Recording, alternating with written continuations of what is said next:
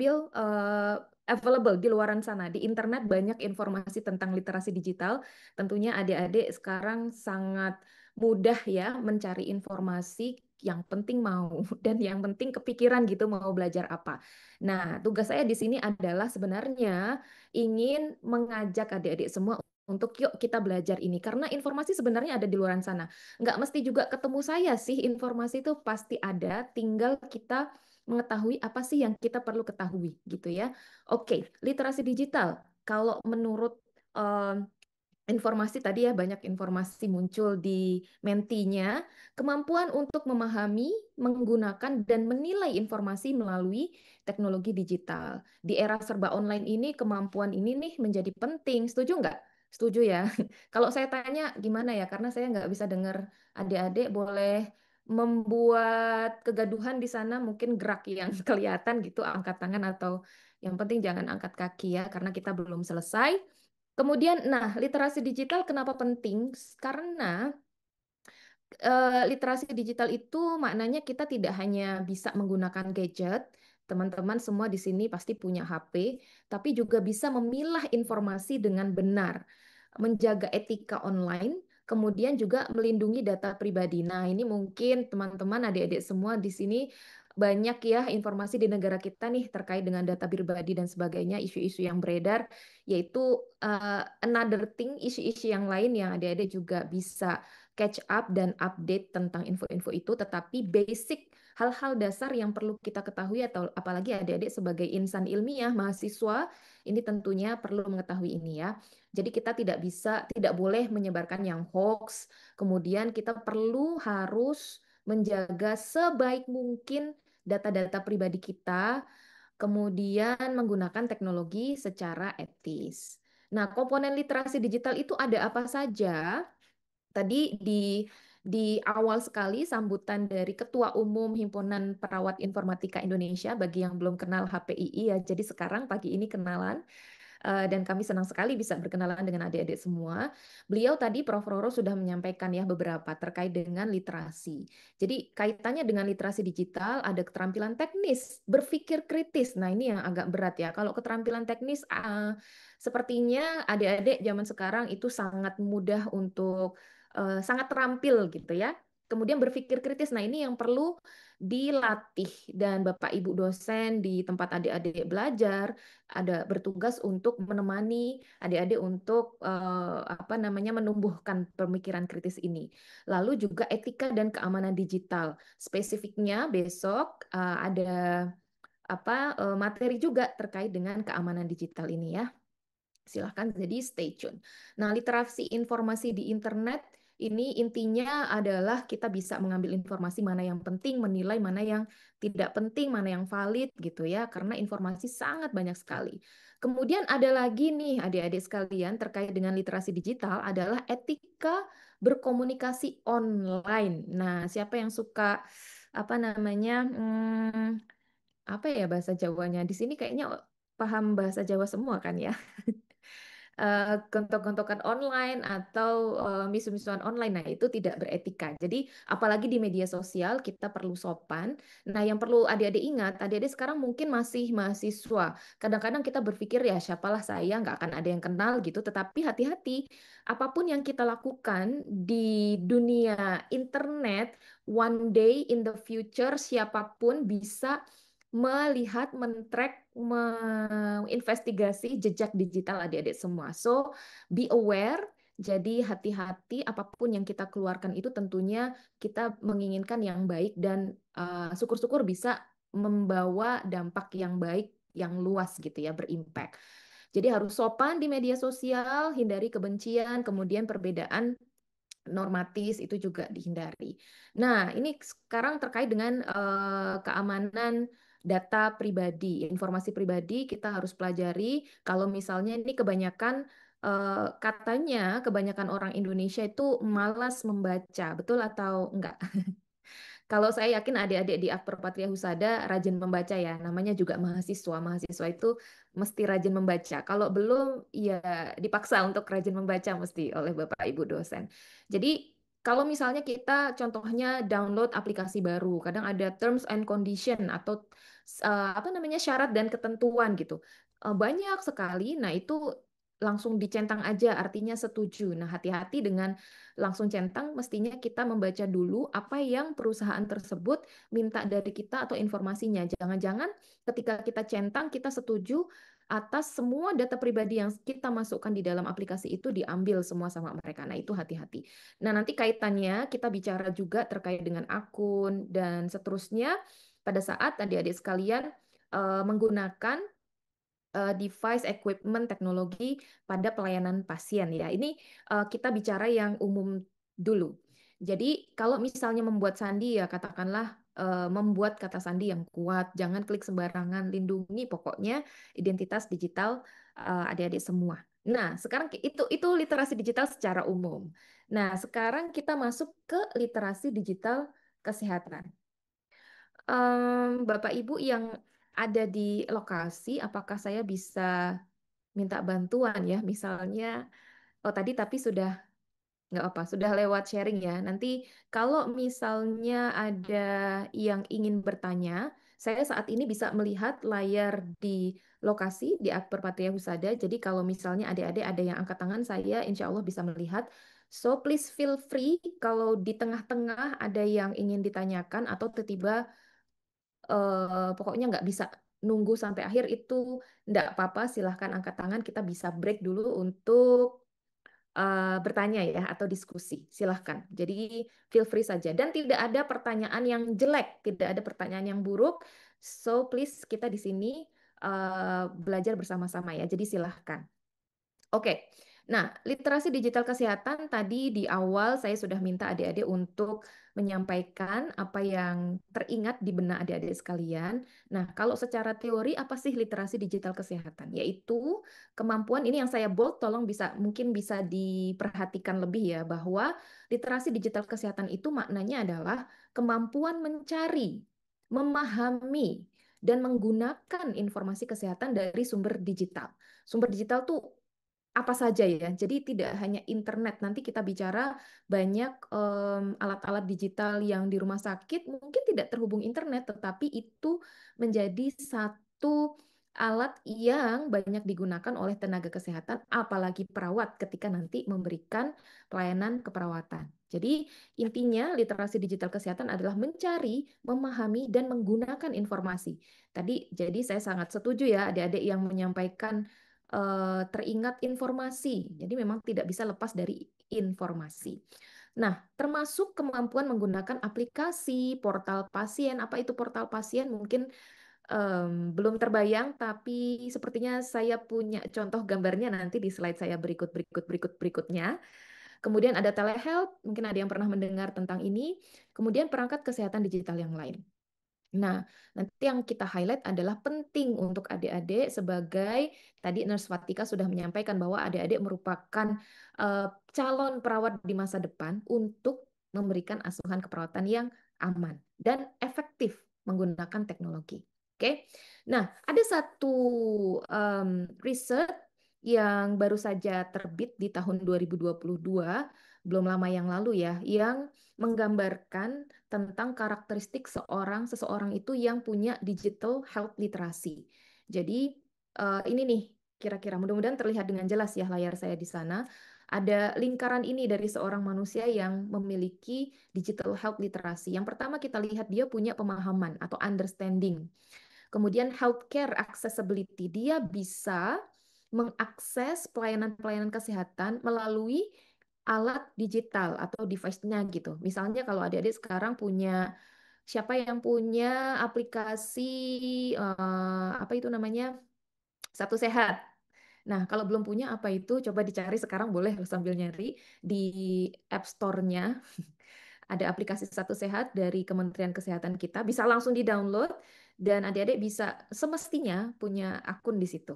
Nah, itu karena nanti ke depannya, nanti Nursaldi nanti atau besok juga akan bicara mungkin terkait dengan hal itu ya, bahwa kita akan punya record kesehatan kita masing-masing gitu harapannya menuju ke sana.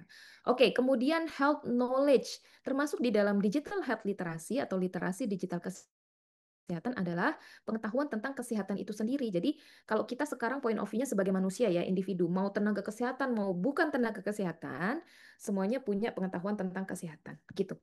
Oke, kemudian ini saya, kursornya kelihatan nggak ya? Mudah-mudahan kelihatan. Saya sedang muternya ke arah gini, ke arah kanan ya. Alright, kemudian yang kedua, assessing the relevance of the content. Jadi orang yang punya digital health literasi, dia bisa mengkaji, melihat, menganalisis mana konten-konten yang relevan untuk dirinya, gitu. Oke, kemudian selanjutnya Q&A, question and answer. Seseorang yang punya digital health literasi yang baik, dia punya kemampuan untuk menggunakan teknologi untuk memecahkan masalahnya. Saya yakin kalau adik-adik sekarang sering misalnya, aduh kok aku rasanya pusing mual ya, terus lebih lebih mudah sekarang googling ya kan, pusing mual itu tanda penyakit apa misalnya gitu ya. Nah masyarakat umum juga seperti itu. Instead of buka buku, kalau kita mahasiswa mestinya buka buku, ya nggak sih? Tapi lebih gampang sekarang karena informasinya available di internet, tinggal ketik aja gitu di googling apa ya ini sakit apa. Nah, itu termasuk sebenarnya literasi digital kesehatan. Oke, berikutnya kita mengarah ke gambar komputer dan obeng. Kok obeng dikomputerin atau komputer? Jadi kompetensi in operating with computer equipment. Ini tadi juga dimention oleh Prof. Roro. Salah satunya terkait dengan literasi digital kesehatan itu ya kemampuan adik-adik menggunakan komputer, peralatan komputer dan teman-temannya. Oke, kemudian social support network accessibility. Kita mengakses social support, ada yang punya mungkin akun Facebook, Instagram, YouTube, Line, whatever apa saja itu kita gunakan. Kemudian digital literasi, kita bisa melihat informasi-informasi digital, kemudian appropriate health decisions. Akhirnya, dengan menggunakan semua itu, pemahaman semua itu, pengetahuan dan sebagainya, kita bisa menggunakan atau memutuskan, membuat keputusan yang tepat untuk kesehatan kita. Nah, itu point of view setiap individu yang punya literasi digital kesehatan. Oke? Nah, sekarang kalau kita bicara literasi digital kesehatan, mungkin kan tadi juga ada kata-kata yang muncul di awal tadi di Menti, ada kata teknologi. Kayaknya kita nggak mungkin bicara literasi digital kesehatan kalau nggak ada teknologi, begitu ya? Setuju ya, mudah-mudahan. Eh, karena gara-gara ada teknologi nih, jadi ada literasi digital kesehatan. Saya coba mentelusur apa sih sebenarnya, apa sih janjane ya istilah teknologi itu apa? Kalau kita lihat dari dictionary atau kamus, teknologi itu adalah science atau pengetahuan yang diletakkan secara praktek untuk mengatasi atau solve the problems. Ya, untuk mengatasi masalah or invent useful tools atau penemuan alat-alat yang berguna lah intinya gitu. Jadi yang kita highlight di sini teknologi itu harusnya pastinya bermanfaat, entah itu kita gunakan untuk kesehatan atau masalah yang lain. Itulah teknologi. Nah, sekarang kita mulai masuk ke pelayanan keperawatan nih, adik-adik semua sebagai mahasiswa keperawatan. Saya nggak tahu nih ya, belum kenalan. Mudah-mudahan next time punya kesempatan untuk kenalan dengan semuanya. Mungkin ada yang di tahun pertama, tahun kedua, tahun ketiga. Nah, tapi whatever dimanapun sekarang adik-adik berada tahun keberapa, tapi tentunya punya gambaran, punya visi ke depan saya mau jadi apa gitu ya, jadi perawat. Memangnya ada masalah ya di pelayanan keperawatan terkait dengan teknologi ini? Apa masalahnya? Are there problems in nursing care? Nah, kalau melihat gambar ini gimana? Ini gambar di rumah sakit mana ya? Mungkin di Surakarta ada nggak ya yang kayak gini ya? Ini gambarannya. Mungkin ada yang kenal. Ada ibu siapa? Nah, sekarang mulai memelototi. Aduh, ini foto dari mana gitu. Siapa tahu ada yang dikenal nih wajah-wajahnya. Mudah-mudahan nggak ada ya. Mudah-mudahan tidak ada yang dikenal. Oke, ini gambaran saja. Saya yakin masih ada gambaran pelayanan di rumah sakit yang seperti ini. Adik-adik yang sudah pernah praktek ke rumah sakit, mungkin sudah bisa relate ya situasinya, bisa dibayangkan, atau mungkin kemarin barusan selesai praktek bisa teringat kembali, apa ribet banget, capek, atau bingung gitu ya. Kalau mahasiswa biasanya masuk ke klinik, ke pelayanan, ke rumah sakit tuh pertama bingung dulu. Nggak apa-apa, itu wajar dan memang harus begitu. Tapi harus diikuti dengan bingung, kemudian jadi ada kebutuhan untuk belajar gitu ya. Jadi atau gumun. Jadilah mahasiswa yang gumunan. Gumunan itu apa bahasa Indonesianya ya? Mudah untuk heran, bingung. Jadi jadi mau tahu gitu. Dibandingkan kalau merasa oh aku wes ngerti, saya tahu, jadi tidak ada kebutuhan untuk belajar. Nah, kalau seperti ini bisa kebayang seperti apa? Nah, di mana penggunaan teknologinya? Selang infus itu teknologi atau bukan? Yes, itu teknologi, simple teknologi. Jadi sebenarnya kalau kita lihat lagi tadi tentang teknologi itu tidak mesti sesuatu yang digital. Nah, sekarang kita bicara teknologi yang digital. Oke, ini sebagai untuk pengingat saja, membawa situasi suasana rumah sakit ke adik-adik. Kalau yang belum sempat, belum pernah praktek di rumah sakit, jadi punya gambaran atau kalau yang sudah pernah jadi teringat kembali dan mungkin teringat pertanyaan-pertanyaan apa yang pernah muncul ketika ada di lapangan ya. Kok lapangan? Sakit. Kalau lapangan nanti lapangan bola. Oke. Nah, kita lanjut gambar berikutnya. Gambar berikutnya. Kalau tadi ya kok rame banget. Ini saya kasih gambar yang lumayan manusiawi mungkin untuk seorang perawat. Pertanyaannya, is this you? Apakah ini adalah Anda?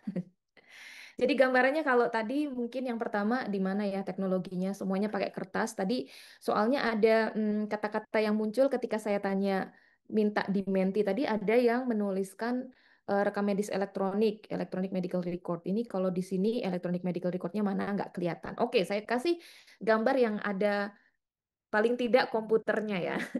Apakah apakah komputer seperti ini yang digunakan di rumah sakit? Iya, bisa tidak. Tetapi ini untuk gambaran adik-adik semua. Nah, bagaimana pertanyaannya? Bagaimana Anda melihat diri Anda saat memberikan perawatan kepada pasien ketika teknologi sudah mulai digunakan, teknologi sudah masuk di pelayanan keperawatan. Nah, apakah oke kalau saya sih ready gitu kan, saya akan bisa belajar dengan cepat. Dan perlu adik-adik bayangkan sekarang boleh membayangkan kalau sekarang adik-adik biasa menggunakan smartphone, HP yang smart, bukan yang stupid. Kadang-kadang saya pernah ya, ini cerita sedikit selingan-selingan. Bagi saya lucu, mudah-mudahan bagi adik-adik dan bapak ibu yang hadir sana juga lucu. Suatu ketika, suatu ketika yang lalu, agak lama yang lalu, di sebuah department store di sebuah negara maju, saya ada di sana, ngantri di kasir gitu. Terus di kasirnya itu bayarnya bisa pakai HP itu sekitar 10 tahun yang enggak deh, enggak 10 tahun yang lalu juga ya. 7 tahunan yang lalu lah ya. Nah, terus di belakang saya ada ibu-ibu agak sepuh, kemudian kemudian kok saya udah ketawa duluan ya. Kemudian dia diminta untuk menggunakan HP-nya, lalu dia malah misuh-misuh marah gitu ke kasirnya bahwa pakai bahasa sana gitu bilang, "Ah, saya tuh nggak HP saya tuh iya tapi HP saya tuh nggak pinter kan smartphone tapi HP saya stupid." Gitu ya, jadi dia nggak bisa, maksudnya teknologi dari HP-nya itu dia pakai HP-nya yang jadul. Atau kalau zaman sekarang nih Gen Z sering nih pengennya wah pakai HP-nya yang super keren gitu, smartphone iPhone, iPhone edisi, iPhone series berapa gitu yang super canggih, tapi orangnya jangan-jangan nggak sesmart HP-nya. Nah, jadi sebenarnya device-nya, teknologinya, gadgetnya, alatnya itu bisa dipakai untuk berbagai macam keperluan, tetapi karena yang make tidak sepandai teknologi yang digunakan, dia makainya buat itu-itu aja. Jadi muspro ya, jadi mubazir. Nah, pertanyaan di gambar ini adalah ketika adik-adik semua masuk ke pelayanan keperawatan, siap enggak menggunakan alat-alat yang mungkin sudah biasa kita gunakan di luar rumah sakit, di luar pelayanan, atau pasti banyak juga alat-alat yang teknologi digital, teknologi non-digital yang belum pernah kita lihat sebelumnya. Nah, maka pagi hari ini adik-adik terpapar belajar, kita belajar bersama tentang apa saja yang harus kita pelajari gitu. Nah, ini gambaran lagi. Waduh, ini ada yang bisa nebak. Ini biasanya di ruang apa yang kayak gini? Banyak selangnya, banyak monitornya. Kemudian ini pasiennya nggak kelihatan, tapi mudah-mudahan adik-adik bisa melihat di situ gambaran pasien yang berbaring di tempat tidur. Nah, biasanya di ruang apa? Betul, intensif ya, di ruang intensif lah yang kayak gini. Banyak sekali alat, kemudian monitor, sehingga apa? Banyak data, banyak informasi.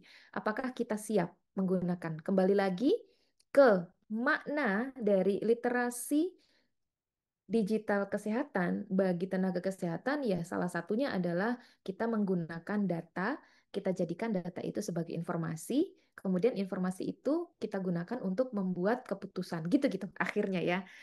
Endingnya demikian. Oke, lanjut ya. Gambarannya mudah-mudahan sudah cukup memberikan latar belakang apa jadi yang perlu kita pelajari. Alright. Nah, sekarang saya mau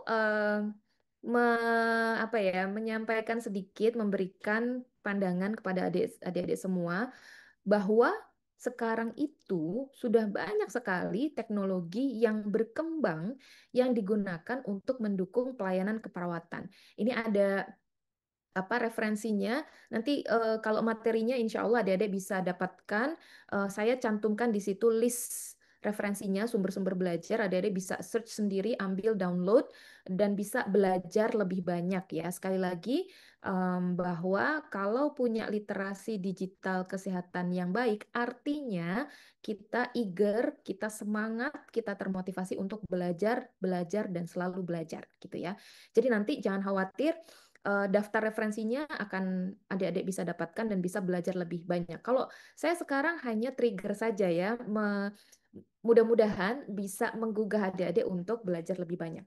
Nah, dari artikel yang saya ambil ini tahun 2021, dia terbitnya eh, right after COVID ya. Jadi COVID-nya belum terlalu lama, bahkan masih terasa tahun 2021.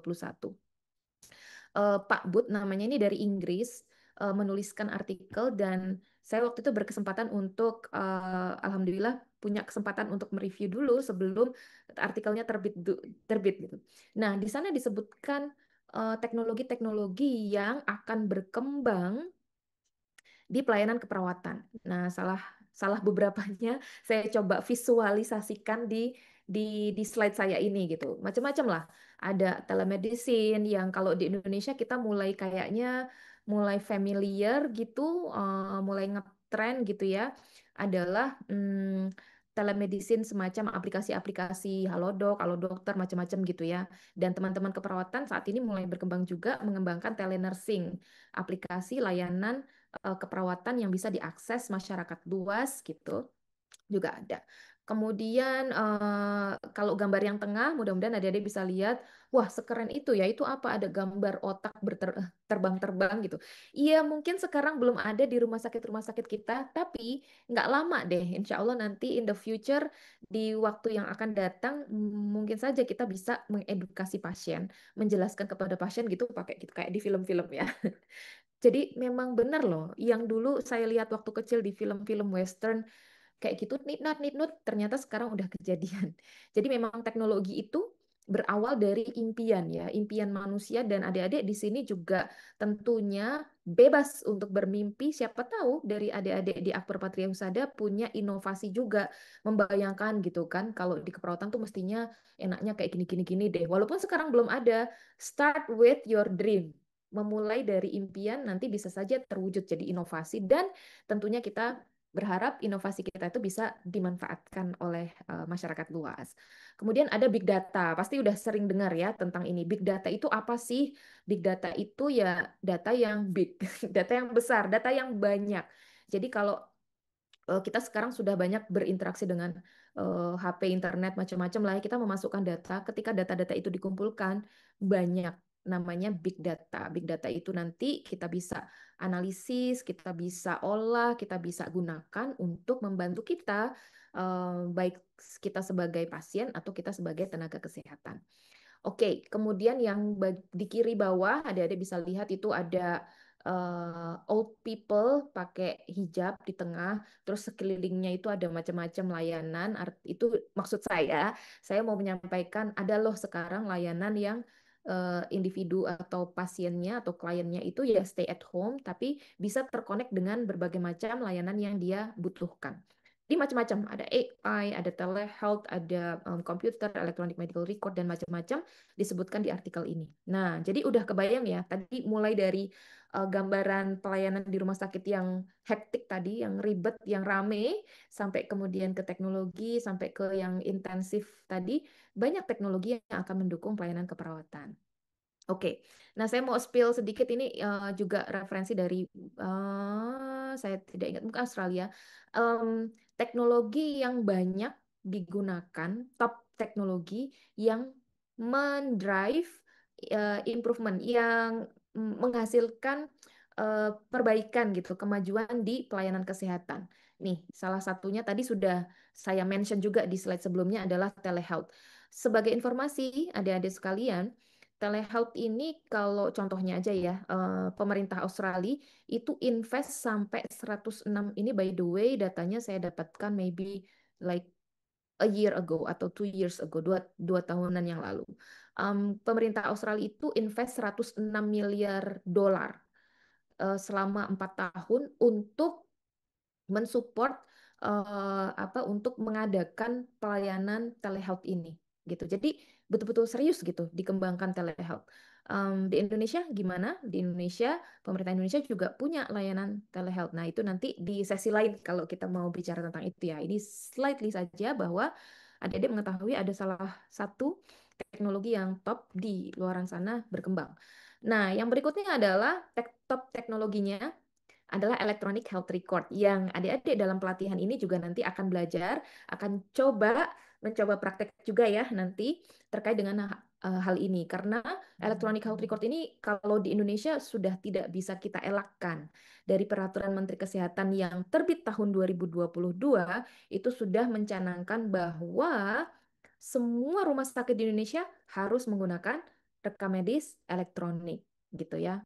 Deadline-nya kalau saya tidak salah 2024 yang lalu. No, 2023. 2024. Jadi mestinya sih sekarang semuanya sudah gitu. Nah, artinya apa? Artinya nanti ketika adik-adik lulus, misalnya bekerja di rumah sakit, pasti akan bertemu dengan electronic health record ini gitu ya, dengan rekam medis elektronik ini. Berikutnya, artificial intelligence. Ini merupakan top teknologi juga yang berkembang saat ini. Jadi kalau mendengar kata artificial intelligence itu ternyata saat ini kita tidak hanya membayangkan atau yang tergambar itu robot yang kayak manusia keren gitu, untouchable, no. Tapi artificial intelligence ini juga sudah banyak digunakan di yang paling dekat dengan kita sebenarnya karena banyak data yang kita miliki atau sebuah perusahaan rumah sakit dimiliki itu bisa di manage nanti menggunakan eh, metode atau teknologi artificial intelligence. Nah, nanti kalau mau belajar lebih banyak lagi, apa sih sebenarnya artificial intelligence itu kayak terminologi yang super fancy ya. Nah, padahal kita sudah banyak berhubungan dengan artificial intelligence ini ya. Oke, nah di dalam pelayanan keperawatan atau kesehatan ini sudah tidak asing lagi sebenarnya kalau kita melihat di sistemnya gitu. Oke, nah sekarang tadi sudah melihat berbagai macam teknologi yang berkembang yang ada gitu ya. Nah terus memang peran perawat apa? Ini saya coba tuliskan ada 4 butir ini, tetapi tentunya tidak terbatas pada ini ya. Paling tidak, at least minimal nanti adik-adik ketika lulus menjadi perawat harus bisa menggunakan aplikasi telehealth untuk edukasi pasien. Prediksinya, kalau sekarang setahu saya semua rumah sakit itu juga di encourage, di encourage itu apa? Didorong untuk punya layanan telehealth. Kalau di sini saya saat ini ada di Jogja, by the way, beberapa rumah sakit sekitaran saya sini semua sudah punya layanan telehealth. Jadi tentunya nanti perawat juga punya andil untuk memberikan pelayanan melalui telehealth. Nah, apa-apa saja yang harus perawat bisa lakukan dengan menggunakan telehealth? Besok insya Allah ya kita diskusi tentang itu. Termasuk komunikasi. Kalau kita komunikasi langsung dengan pasien kita, dibandingkan dengan kita komunikasi lewat telepon, gimana? Sama atau enggak? Tentunya enggak sama ya. Jadi ada alat, ada barrier, ada cara-cara, strategi supaya pasien kita bisa paham apa yang kita sampaikan. Karena nggak ketemu langsung nih, tapi itu merupakan eh, apa metode layanan juga yang bisa digunakan. Oke, baik. Ini benar-benar deh, saya sebenarnya pengen berada di sana supaya bisa nyolek adik-adik. Ayo, kalau gini nggak bisa dicolek. Oke, nggak bisa dicolek. Tapi mudah-mudahan semuanya masih awake semua ya, masih sadar 100%, masih kompos mentis semua. Oke ya, halo, masih oke ya, angkat tangannya, dada-dada, boleh? Yeay. Oke, siap, terima kasih. Nah, yang kedua, apa sih peran perawat dengan adanya teknologi ini? Dan ini merupakan literasi kecerdasan digital kesehatannya teman-teman sebagai perawat, yaitu membimbing pasien yang mengalami kesulitan menggunakan layanan digital. Contohnya apa? Contohnya kalau yang sekarang sudah banyak diimplementasikan di rumah sakit kita, mungkin adik-adik juga pernah menggunakan adalah contohnya ya, kalau mau periksa ke rumah sakit gitu, harus appointment dulu, harus apa itu namanya daftar melalui aplikasi. Nah, contoh sederhananya itu. Nah, kita sebagai perawat mesti bisa tuh mengajari pasien karena pasien kita bermacam-macam ya. Ada yang memang seperti adik-adik semua, sekali dikasih instruksinya sedikit aja sudah sat-set des-des. Tapi ada juga yang nunak-nunuk gitu kan, ini apa sih maksudnya? Nah, kita kan mesti bisa ke semua kalangan pasien tersebut. Oke, yang berikutnya, menjadi contoh dalam penggunaan teknologi yang etis dan aman. Tadi di awal kita sudah membahas bagaimana literasi digital secara umum, kalau yang etis itu gimana, yang aman bagaimana. Ini tentu lebih lagi ditekankan untuk pelayanan yang ada di rumah sakit. Karena seperti ada diketahui banyak data yang eh, konfidensial, data yang harus dijaga keamanannya gitu. Tentang penyakitnya seseorang, tentang kondisi seseorang, kan kita nggak bisa asal cerita kemana-mana gitu ya. Nah, ini nanti juga akan dibahas lebih detail oleh Nurse Diki ya tentang keamanan data. Oke, yang berikutnya adalah melaporkan masalah teknologi kepada tim IT atau kepada atasan kita. Jadi, sebagai salah satu kontribusi penting perawat ya, tadi Prof. Roro menyampaikan, mungkin Dr. Edi juga, bahwa perawat itu 24/7. Di pasien itu setiap hari, setiap menit, every single minute itu kita di sebelah hanya pasien, ya kan?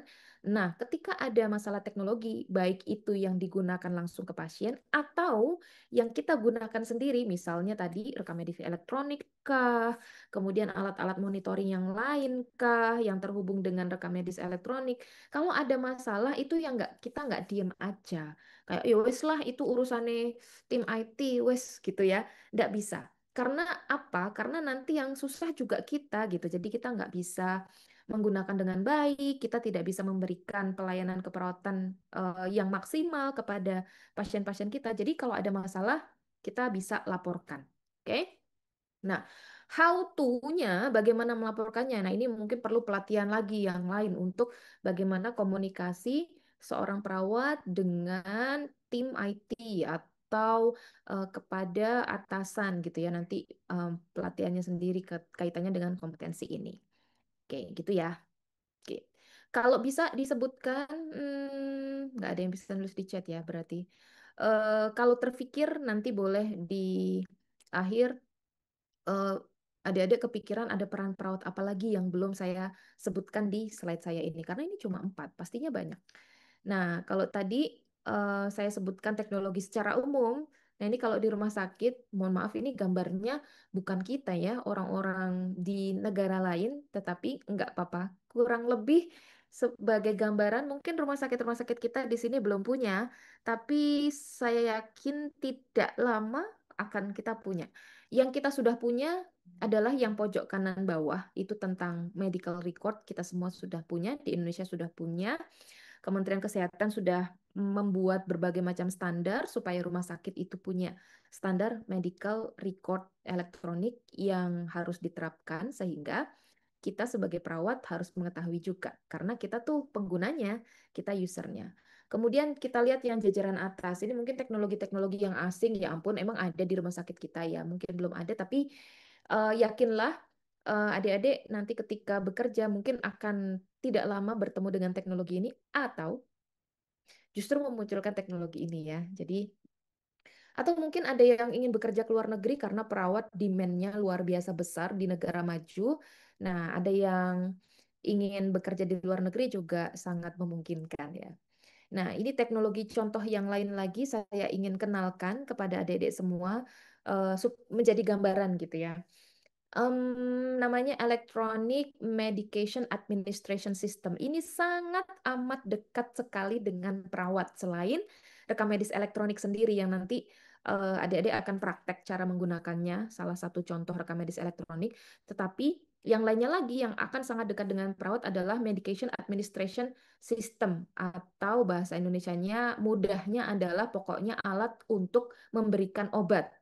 Nah, kan perawat itu memberikan obat ya. Kalau di rumah sakit kita apalagi adik-adik memberikan obat kepada pasien. Dan salah satu kalau kita lihat alur pemberian obat itu kepada pasien di rumah sakit misalnya, kan pasien datang nih, kemudian atau dirawat yang melakukan yang menegakkan diagnosis penyakitnya dokter, kemudian ada regimen terapinya, dokter yang meresepkan obat, gitu kan ya.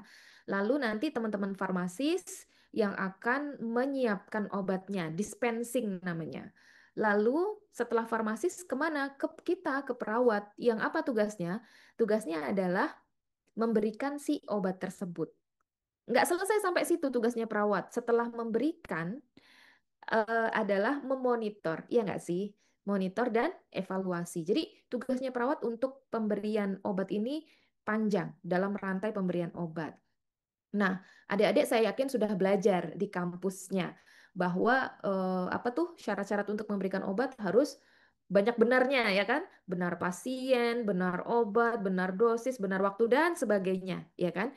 Nah, alat ini, sistem ini itu yang akan membantu kita memastikan kebenaran-kebenaran tersebut tadi gitu. Jadi ini gambaran alatnya, mudah-mudahan kelihatan ya fotonya. Saya kalau kurang jelas, mohon maaf, ini foto yang saya dapatkan satu-satunya ya. Tapi kalau kalau adik-adik nanti browsing di internet, ketik aja Medication Administration System gitu, mungkin akan kelihatan ada gambar-gambar banyak.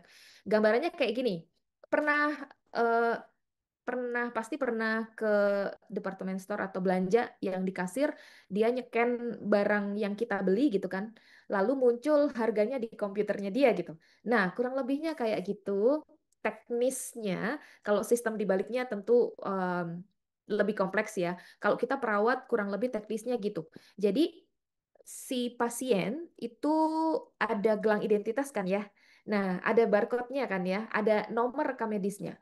Nah, ketika sudah elektronik semuanya, obat yang diresepkan oleh dokter itu ada identitas barcode-nya pasien juga. Jadi udah connect gitu. Ini tuh obat untuk siapa gitu. Nah, satu hal itu sudah membantu kita untuk memastikan kebenaran pasien, kebenaran obat. Betul nggak? Nah, udah dikemas oleh farmasisnya, misalnya ada obat yang single dose, ada obat minum, ada obat suntik macam-macam ya. Nah, perawat nanti di alatnya ini kita scan ditembak gitu. Gambarannya gitu ya mudahnya. Ditembak barcode-nya yang ada di gelang pasien, tit. Kemudian di kemasan obat yang sudah kita ambil, yang sudah disiapkan oleh teman-teman farmasis, tit juga. Nah, lalu di komputer rekam medis elektroniknya, di sistemnya muncul, udah bener nih, ini orangnya, pasiennya, ini obatnya. Di situ juga akan kelihatan dosisnya, waktunya, kita udah benar belum nih di jam ini kita memberikan obat gitu ya.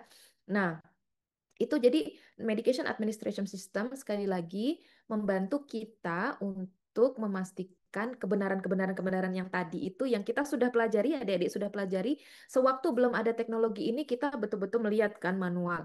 Oh ya ini benar orangnya, benar obatnya, benar dosisnya, macam-macam. Kalau obat yang high alert bahkan kita nggak boleh memastikan sendiri kan, harus ada orang lain juga. Nah, kurang lebih seperti itu. Nanti di layar komputer rekam medis elektroniknya muncul, benar, kemudian kita berikan kepada pasiennya. Gitu lah ya. Oke, lanjut. Saya mau mengenalkan yang lainnya lagi adalah, kalau tadi alat untuk memberikannya, sistem untuk medication administration, pemberian obat, ini untuk penyimpanannya sendiri, penyimpanan obatnya. Atau mungkin adik-adik yang sudah pernah praktek di rumah sakit, di sekitaran Surakarta sana, ada yang pernah melihat mungkin di rumah sakit tempat prakteknya udah ada yang punya ini, hopefully ya. Jadi ini tuh mudahnya laci penyimpanan obat gitu. Laci penyimpanan obat kalau zaman jadul dulu, zaman saya praktek ya cuma kotak-kotak kayu gitu. Ada nanti dijuduli pasien, kotak pertama itu pasien siapa gitu kan. Nah, kalau elektronik ini medication storage namanya. Ini gambarnya real asli saya yang moto ya. Jadi waktu saya belajar S3 dulu, saya praktek di rumah sakit. Nah, ya alhamdulillah rumah sakitnya advance ya, karena memang di negara maju. Jadi alhamdulillah saya punya kesempatan untuk melihat berbagai macam dan menggunakan teknologi itu. Jadi seperti tadi saya sampaikan di awal, jadi saya menjadi mahasiswa yang gumunan. Jadi heran, oh kayak gitu ya, canggih sekali, kok keren sekali gitu. Tapi ya kemudian belajar. Mudah-mudahan berharap di rumah sakit kita insya Allah dalam waktu yang nggak lama akan ada juga seperti ini. Jadi ini adalah penyimpanan obat. Untuk apa? Untuk menjamin keamanannya juga. Jadi saya cerita pengalaman. Jadi bagaimana perawat menggunakan ini ya, ketika masuk ke dalam ada ruangannya sendiri untuk menyimpan ini. Yang masuk itu tidak sembarangan adik-adik. Jadi yang masuk itu memang perawat yang bertugas. Kalau adik-adik lihat di film-film action gitu ya, misalnya ada ada penjahatnya gitu kan, masuk rumah sakit dia cuma apa namanya nyamar pakai jas dokter atau pakai seragamnya perawat terus bisa masuk. Nah, kayak gitu jadi tidak akan terjadi. Lah emang di Indonesia ada yang kayak gitu? Enggak lah, semua orang baik. Ya, belum tentu. Jadi hal ini, medication storage ini adalah salah satunya ya, yang mudah aja untuk menjamin keamanannya seperti itu. Jadi tidak semua orang bisa akses. Hanya perawat yang memang ditugaskan di ruangan itu. Jadi untuk masuk ruangannya aja ada code-nya, ada kodenya. Lalu untuk mengakses si lemari ini sendiri, kita memasukkan juga akun kita sama password kita gitu. Nah, sistemnya udah tahu nih siapa misalnya siapa ya yang ada di sini belum kenalan lagi ya. Misalnya saya nurse Aryani gitu, login, di situ di komputernya udah kelihatan saya punya pasien namanya siapa aja. Pak Joko, Pak Budi, Pak Eko, mudah-mudahan nggak ada yang namanya sama ya. Nah, kelihatan di situ, lalu saya bisa lihat juga pasien-pasien saya itu obatnya apa, kemudian jam berapa. Nah, misalnya sudah ada waktunya saya memberikan obat ke pasien tersebut, saya login lagi, nanti lacinya ini yang di gambar bawah, kiri bawah, adik-adik bisa lihat, itu lacinya keluar. Jadi saya tutut gitu di situ, kemudian lacinya kok keluar? Terbuka. Laci obatnya terbuka, masing-masing ada pasiennya, kemudian saya bisa ambil obatnya di situ yang sudah disiapkan sebelumnya oleh teman-teman farmasis. Nah, di komputernya sendiri datanya kelihatan tuh nanti obat yang saya ambil di jam itu apa, dia berkurang sediaannya. Intinya gitulah kurang lebih ya. Jadi otomatis kemudian juga keamanannya terjaga. Ini medication storage. Oke. Nah, ini contoh teknologi yang lain adalah judulnya namanya pasien portal. Pasien portal sebenarnya bentuknya bisa macam-macam sih, tapi ini contoh yang saya ingin tampilkan misalnya. Salah satu contoh yang saya sendiri juga menggunakan waktu itu. Jadi ini ada bisa diakses di websitenya rumah sakit tempat saya belajar.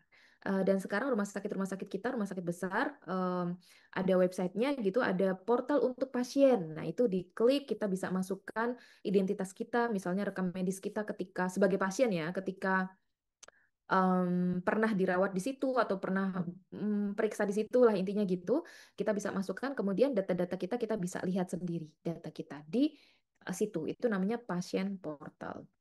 Oke. Nah, ada lagi nih yang lainnya. Ini sih hardware komputernya. Contoh ini agak jadul sebenarnya, tetapi kalau di rumah sakit kita sini mungkin adik-adik yang sekali lagi pernah sudah praktek, pernah ketemu sama si sapi ini ya, sapi. Soalnya singkatannya computer on wheels atau cow. Cow itu kan sapi ya. Kau bukan aku. Oke. Em, jadi komputer on wheels ini ya intinya komputer yang ditaruh di troli lah gitu, digunakan oleh perawat ke pasiennya, ke bedside, ke tempat tidur pasien gitu. Atau kalau yang lebih canggih udah nggak pakai komputer on wheels, mungkin adik-adik sempat pernah punya pengalaman pakai tablet gitu, rekam medis elektroniknya. Nah, ini beberapa device teknologi yang mungkin akan adik-adik temukan ketika memberikan pelayanan keperawatan. Nah, kembali lagi tadi kita udah kenalan dengan beberapa contoh alat device teknologi yang mungkin digunakan, mungkin adik-adik ketemu ketika memberikan pelayanan. Apa pentingnya untuk perawat literasi digital kesehatan ini? Sekali lagi, kalau yang tadi sudah saya mention di beberapa slide sebelumnya, ada beberapa perannya. Kalau ini pentingnya, ya tentu kaitannya dengan pelayanan di dalam rumah sakit memberikan perawatan. Kita harus bisa, ketika literasi digital kesehatan kita baik, kita bisa melakukan dokumentasi elektronik. Nah, dokumentasi keperawatan nanti siang ya. Nanti siang insya Allah kita akan bahas lebih detailnya menggunakan rekam medis elektronik. Kemudian mendukung komunikasi dengan pasien. Jadi pasiennya itu pengalaman saya juga ketika rumah sakitnya sudah menggunakan teknologi yang advance, kita bisa komunikasi kepada pasien itu dengan menggunakan telepon. Enggak terlalu advance juga ya kalau telepon ya. Tapi kayaknya masih jarang kalau di rumah sakit di Indonesia ya. Kalau kita mau bicara dengan pasien ya langsung aja ketemu pasiennya ya. Oke. Kemudian yang ketiga mempermudah akses ke panduan klinis dan update terkini. Kalau kita literasi digital kesehatannya baik, misalnya adik-adik ketemu pasien yang sulit gitu ya. Misalnya pasiennya diharapkan perkembangannya seperti A, tetapi kok malah B gitu. Terus kita mesti gimana? Nah, manusia perawat itu bukan apa ya? Bukannya nggak punya salah kan? Nggak bisa kita nggak manusia ya manusia. Manusia itu tempatnya hilaf, salah dan lupa kan. Jadi kita nggak bisa ingat everything, kita nggak bisa ingat semua pengetahuan, semua informasi. Nah, jadi ada panduan-panduan yang semestinya bisa kita rujuk, kita bisa pelajari, walaupun saat kita sudah memberikan pelayanan. Jadi kalau misalnya udah jadi perawat betulan, bukannya nggak boleh tuh lihat buku, justru harus lihat buku gitu kan ya. Nah, cuman kan artinya nyontek dong, berarti nggak pinter. Iya, enggak juga. Makanya kita sebagai mahasiswa itu dididik untuk bisa menggunakan informasi, mencari informasi dan menggunakan informasi dengan cepat. Karena kalau menjadi expert di segalanya mesti tidak mungkin karena sifat naturalnya manusia. Maka teknologi itu tugasnya membantu kita untuk mengerjakan itu. Harusnya ada panduan-panduan klinis, update terkini, itu kita bisa akses di rekam medis elektroniknya. Nah, ujung akhirnya ketika kita perawat punya literasi digital kesehatan yang baik, maka harapannya kualitas perawatan bisa baik juga. Dan yang sangat penting adalah menjamin keselamatan pasien. Jadi kalau misalnya adik-adik lupa gitu, hal yang super simpel misalnya, apa, dokternya sudah ngeresepin satu obat tertentu gitu, tapi obat ini tidak boleh diberikan pada pasien-pasien yang mengalami gejala tertentu pula. Nah, kita lupa gejalanya itu apa ya, misalnya gitu. Nah, kalau misalnya atau alergi gitu, atau kan pasiennya banyak ya, apalagi kalau rumah sakit besar, misalnya satu bangsal bisa 30-40 pasien gitu, kita nggak hafal semuanya. Nah, teknologi itu membantu kita untuk mudah, cepat kita melihat datanya pasien. Jangan sampai kita misalnya memberikan obat pada pasien yang ternyata alergi sama obat itu gitu. Nah, dari sudah mulai dokternya lupa, nggak mengkaji alergi obatnya, misalnya sudah diresepin gitu, si perawatnya juga langsung memberikan tanpa ada apa namanya critical thinking, udah manut gitu ya, nggak ngecek-ngecek lagi. Nah, ternyata alergi pasiennya bisa shock anafilaktik, bisa berbahaya, bisa sampai mengakibatkan kematian pasien. Jadi sekali lagi teknologi yang ada itu harusnya membantu kita. Ketika kita literasinya baik, kita bisa menggunakan dengan cepat informasinya, bisa kita gunakan untuk menjamin keselamatan pasien kita. Gitu ya. Jadi literasi digital kesehatan untuk nursing di pelayanan kesehatan kurang lebih ke situ tuh ujungnya, keselamatan pasien. Oke. Nah, kalau kita bicara tadi kemampuan apa yang harus kita punya, kemudian apa manfaatnya, ternyata adik-adik sekalian, bukannya tidak ada tantangan untuk literasi digital di pelayanan kesehatan ini. Masih banyak sekali, apalagi kalau di negara kita, ini kita masih ya masih baby step ya, masih awal-awal banget untuk transformasi digital di sistem kesehatan kita gitu. Kalau kalau kita mau tengok lagi tadi peraturan Menteri Kesehatan misalnya tentang penggunaan rekam medis elektronik aja baru muncul 2022 gitu. Belum lama yang lalu. Maka masih banyak nih tantangannya. Salah tiganya adalah yang coba saya sarikan di sini dan tentu adik-adik mungkin punya ide yang lain dan kebayang, kepikiran gitu tantangan yang lain yang mungkin akan dihadapi kita semua adalah macam-macam gitu. Nah, salah tiganya di sini adalah biasanya tenaga kesehatan dengan adanya implementasi digital kesehatan di rumah sakit, di sistem pelayanan kesehatan kita nih, banyak hal yang harus dipelajari. Nah, jadi butuh pelatihan, butuh proses gitu ya. Lalu yang kedua, by the way, alat-alat digital informasi itu kan tidak hanya di rumah sakit saja. Tadi misalnya contohnya yang di masyarakat untuk apa tadi?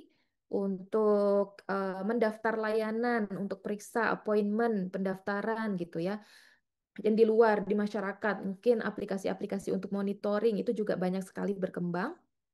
Nah, ada gap terkait dengan misalnya tingkat pendidikan masyarakat kita, usia, macam-macam itu bisa menjadi kesenjangan antara perawatnya dengan customer atau dengan kliennya, dengan pasiennya.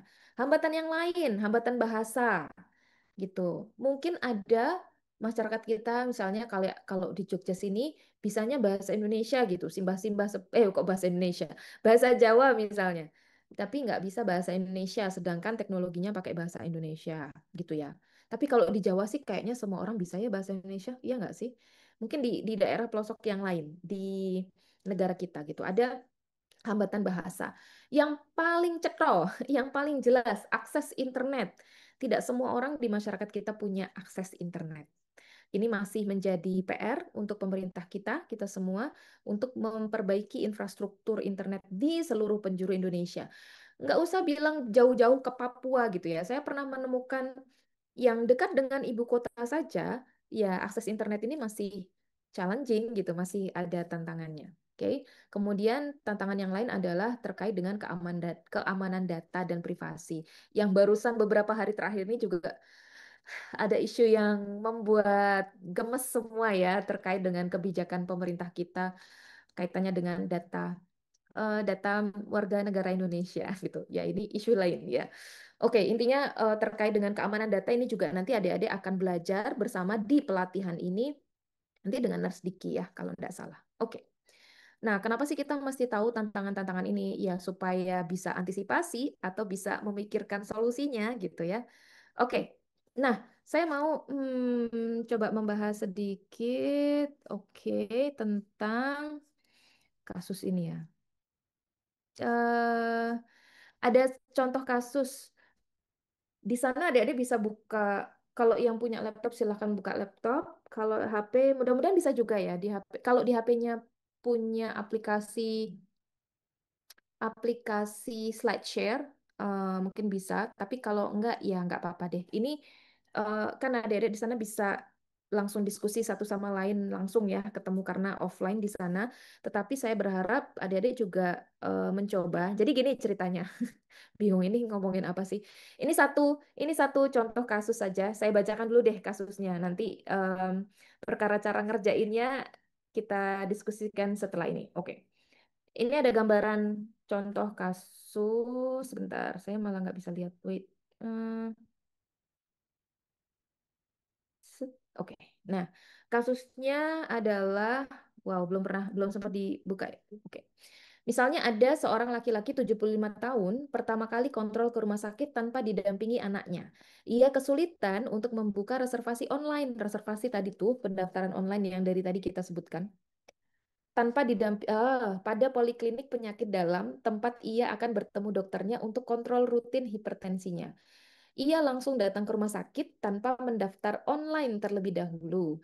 Akibatnya, ia tidak mendapat kuota periksa pada hari itu karena jumlah pasien di rumah sakit di poli itu udah penuh.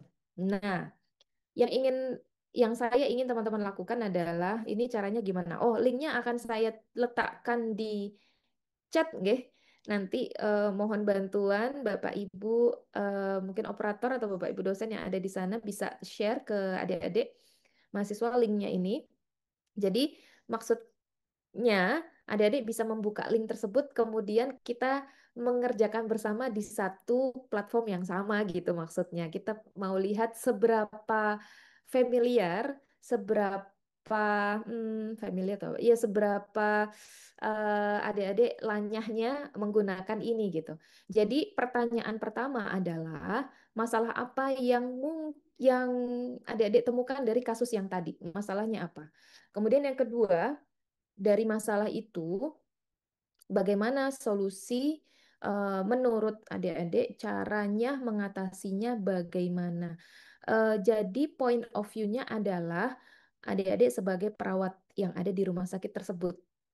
Oke, gitu. Nah, menuliskannya di sini di link tersebut. Mungkin teman-teman di sini juga bisa teman-teman yang bisa membantu untuk share di chat ya. Ini saya coba share linknya. Oke. Mudah-mudahan bisa diklik. Jadi silakan diklik linknya tersebut. Kemudian adik-adik boleh type, boleh ketik apa saja. Coba bayangkan masalahnya dari kasus tadi itu berarti apa sih masalahnya? Satu, dua, tiga, apa gitu ya. Tapi karena waktunya kita nggak apa-apa ya sambil menulis silahkan feel free untuk menulis di link tersebut. Jadi link itu tuh isinya kalau nanti ada adik buka itu hanya slide kayak slide PowerPoint. Adik-adik bisa menulis siapa saja bisa menulis di sana. Tolong pikirkan masalah inti apa yang adik-adik temukan di nah itu dia. Jadi tampil di sini. Jadi silahkan nanti dituliskan identifikasi masalah menurut adik-adik masalahnya apa dituliskan. Kemudian di slide berikutnya kemungkinan solusinya menurut adik-adik apa? Kalau kita sebagai perawat tuh menemukan ada pasien yang kayak gitu tuh udah sepuh 75 tahun biasanya didampingi anaknya tapi kali ini nggak didampingi anaknya terus langsung datang aja padahal di rumah sakit kita tuh harus reservasi dulu gitu kan udah gitu rumahnya jauh nggak deh itu tadi nggak ada ya nggak ada di kasus ya rumahnya jauh intinya tapi kalau kita suruh pulang dulu tuh kayaknya nggak manusiawi deh nggak tega lah gitu jadi gimana dong caranya gitu ya silahkan dituliskan. Oke, nah enggak apa-apa sambil melanjutkan, sambil saya juga sambil menuliskan, memikirkan, saya juga sambil melanjutkan ya, mohon izin supaya kita punya waktunya cukup. Semestinya sih saya soalnya cuma boleh sampai jam 11 ya, Bismillah. Oke, kita coba lanjutkan. Nah, ada dua kasus sih sebenarnya. Tadi yang kasus continue to share, right? Nah, kasus pertama yang tadi, Simbah 75 tahun tadi. Kasus kedua ini, teman-teman sekalian, adalah kaitannya dengan telehealth di daerah terpencil. Kebayang ya, telehealth itu, iya sih, kita belum belajar banyak tentang telehealth ya. Insya Allah besok kita akan bahas banyak. Jadi ini bolehlah di skip aja ya. Kita skip dulu. Ini untuk diskusi besok deh ya. Oke. Nah, kita sampai pada lumayan akhir dari diskusi kita pagi hari ini terkait dengan literasi digital kesehatan, utamanya ketika adik-adik nanti menjadi salah satu em, apa namanya provider, salah satu penyelenggara pemberian asuhan. pemberi asuhan ya sebagai perawat, kan harus mudah-mudahan sudah mulai aware ya bahwa kita harus punya literasi yang baik. Ini tips dari saya. Tentunya ini tidak terbatas hanya ini saja.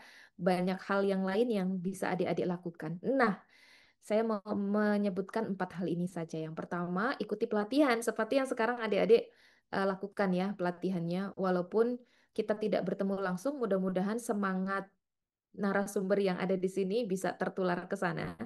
Jadi ikut pelatihan lah, workshop lah. Intinya perawat itu sebagai long life learner memang harus siap untuk belajar di mana saja, kapan saja, lewat apa saja ya, termasuk pagi hari ini. So, selamat untuk adik-adik semua sudah melaksanakan poin pertama ini ya. Mudah-mudahan tentunya literasi digitalnya jadi meningkat. Yang kedua, biasakan membaca panduan resmi. Nah, ini yang menurut observasi pribadi saya, mungkin Bapak Ibu dosen di sana bisa setuju atau bisa juga tidak setuju, tetapi budaya membaca kita yang belum baik itu panduan-panduan resmi, jangankan panduan resmi dari dunia gitu ya, nasional, bahkan di rumah sakit kita sendiri tuh kadang-kadang nggak sempat dibaca. Jadi adik-adik nanti sebagai future nurses, sebagai perawat-perawat masa depan, eh, hendaknya rajin membaca. Paling tidak panduan-panduan tuh dibaca. Kemudian update informasi. Oke? Kemudian berlatih menggunakan fitur-fitur baru di rekam medis elektronik ya. Karena nanti utamanya yang ada yang akan adik-adik cicipi di pelatihan ini mungkin tidak banyak, tetapi untuk pengenalan saja. Namun sebagai informasi, rekam medis elektronik itu berkembang terus adik-adik. Fitur-fiturnya, kemudian manfaatnya, apa yang kita bisa lakukan dengan rekam medis elektronik itu berkembang terus. Maka sebagai perawat yang mau melakukan yang terbaik untuk pasien kita, tentunya kita rajin untuk berlatih menggunakan fitur-fitur baru. Oke. Kemudian yang penting adalah poin terakhir yang saya sebutkan di sini adalah bertanya ya dan berdiskusi dengan rekan-rekan yang berpengalaman. Jadi jangan malu bertanya, tidak ada pertanyaan yang buruk, jangan menganggap kalau kita bertanya itu jadi kelihatan bodoh gitu. Uh, Justru lebih baik bertanya daripada kita malu bertanya tapi kemudian melakukan hal yang salah bahkan bisa membahayakan pasien kita. Jadi bertanyalah gitu ya. Dan ini memang apa ya, mesti kita bangun budaya itu bersama-sama, nggak cuma sendiri aja gitu, tapi bersama-sama secara komunitas kita semua mudah-mudahan bisa membangun budaya bahwa kalau teman kita nanya itu ya nggak apa-apa gitu, jangan juga dicap juga gitu. Kitanya sudah yang melatih diri kita untuk mengatakan pada diri kita bahwa bertanya itu baik, bertanya itu bagus, bukan berarti bodoh. Misalnya ada teman kita yang menganggap itu ya nggak enak juga ya. Jadi semua kita secara kolektif harus membangun budaya bahwa asking is okay, questions is okay, pertanyaan is okay. Kita bersama-sama belajar gitu ya. Jadi biasa aja gitu kalau orang bertanya ya kalau kita tahu dikasih tahu, kalau nggak tahu ya mari kita cari tahu bersama-sama gitu ya. Oke, nah ini ada berbagai panduan yang sekarang adik-adik bisa akses dengan mudahnya di internet. Hal-hal yang perlu kita pelajari sebagai pemberi pelayanan kesehatan gitu, sebagai perawat, macam-macam. Ada apa namanya panduan dari WHO, dari WHO. Kemudian yang tengah ini saya cantumkan ada Digital Health Competency Framework. Adik-adik nanti bisa explore, baca lagi. Nanti saya juga berikan list linknya apa saja sih kompetensi digital yang perlu dimiliki oleh tenaga kesehatan. Ini juga barusan banget terbitnya 2024 yang lalu. Kemudian ada lagi nih yang menarik, ada artikel tentang panduan literasi AI untuk profesi perawat. Itu gambar-gambar yang saya cantumkan di situ saya ambil dari memang source-nya.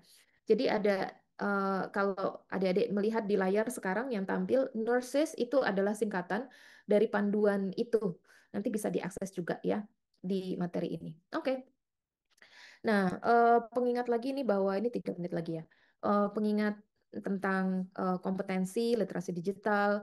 Jadi kalau dari ada namanya American Association of College of Nursing, ini kayak ya pokoknya kumpulan organisasi untuk perawat di Amerika sana ya. Ini sudah lama yang lalu sudah mengatakan gitu bahwa kompetensi perawat itu kalau kita di Indonesia ada AIPNI, ada IPK gitu ya, Asosiasi Institusi Pendidikan Keperawatan yang juga mencanangkan bahwa memang kompetensi informatika itu harus dimiliki oleh perawat. Ini yang saya bold adalah bisa menjadi perhatian kita bersama dan mudah-mudahan menjadi motivasi adik-adik semua bahwa untuk belajar lebih banyak bahwa perawat itu harus paham peran pentingnya yang dari tadi kita bahas dalam analisis informasi teknologi kesehatan, perencanaan, implementasi, evaluasi, gitu ya, bisa membantu akses pasien dan sebagainya.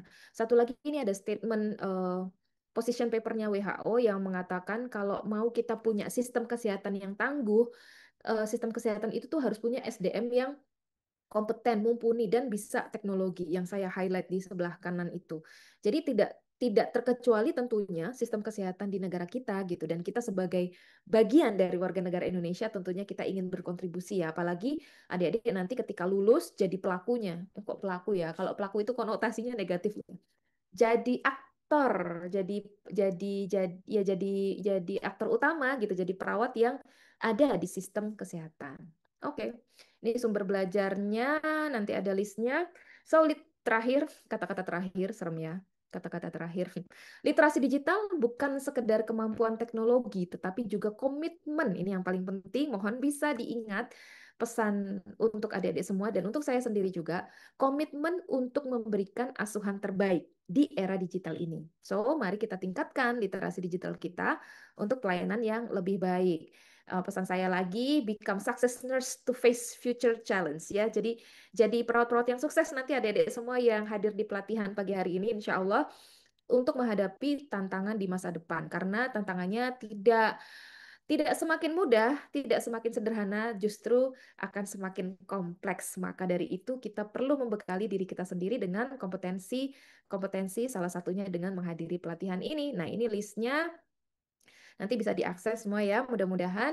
Dan terima kasih dari saya. Sementara itu mungkin ada nanti diskusi dengan senang hati akan kalau ada pertanyaan, kalau saya bisa ya akan coba saya jawab. Kalau nggak bisa nanti kita jadikan PR ya. Terima kasih. Sementara seperti itu, monggo kalau ada pertanyaan adik-adik. Ada di situ ada boleh minum kan ya, Bapak Ibu boleh minum.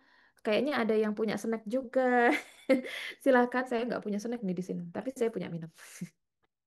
Monggo, monggo, yuk. Wah, ada yang ke tangan. Kayaknya ini Pak Her ya, Pak Herbas ya.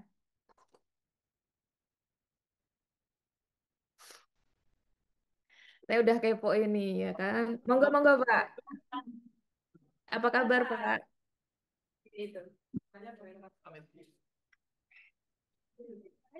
Monggo adik-adik jika ada yang ingin ditanyakan. Tapi dari jauh udah kelihatan juga ya. Iya, kelihatan. Siapa yang nggak bisa kenal? Kelihatan dari jauh. Pripun kamu? Assalamualaikum, Pak Riani. Waalaikumsalam warahmatullahi wabarakatuh. Mudah-mudahan masih ingat ya. Masih dong, Pak. Saya kan tanpa disebutkan namanya, saya udah bisa nyebut nama Bapak. Oke, baik. Apa namanya, mohon pencerahan saja. Kalau kita menggunakan aplikasi digital apapun ya, dalam platform apapun, Mhm. kan selalu harus login dengan memasukkan data-data pribadi. Nah, ini kan harus ada